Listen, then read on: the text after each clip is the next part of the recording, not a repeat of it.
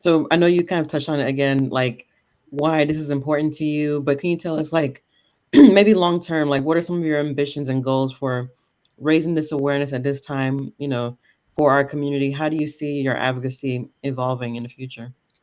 Well, long term, like I would say for now, it's really just helping people see that there is so much data on this that there's no reason for us to keep ending up in the same position.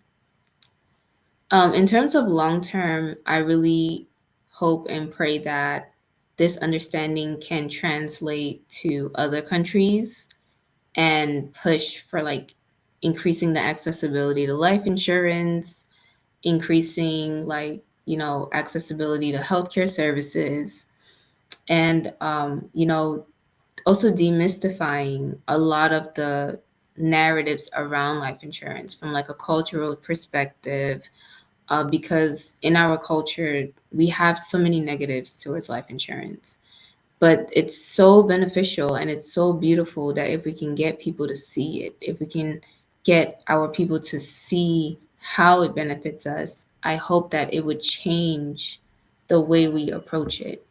Just like, we talk about like auto insurance and like house insurance and phone insurance, like I want us to view life insurance in that same perspective so that we think of protecting our lives no matter what happens. Like I want it to become conversations on the dinner table, like everything else.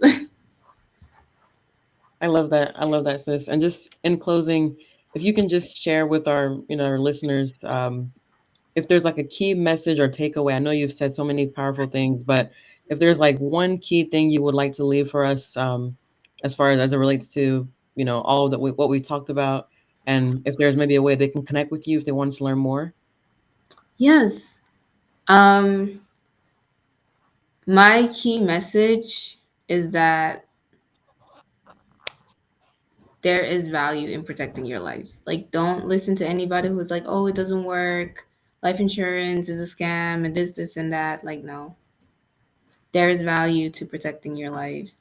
I do know that it is something that is not cheap.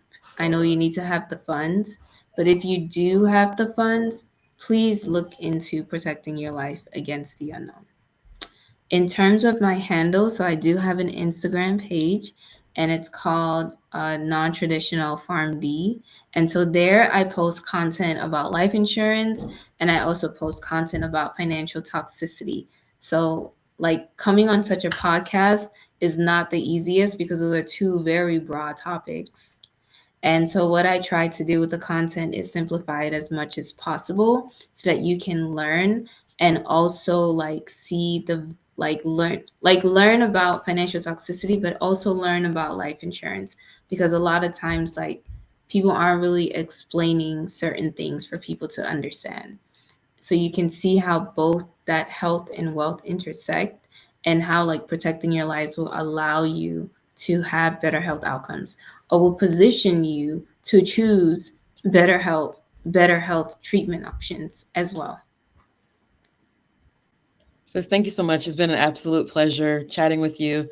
You've shared so many powerful things that's even had me kind of thinking, having a rethink. So I really do appreciate your time. Thank you for all of your insight, and look forward to talking to you again soon. Okay, thank you.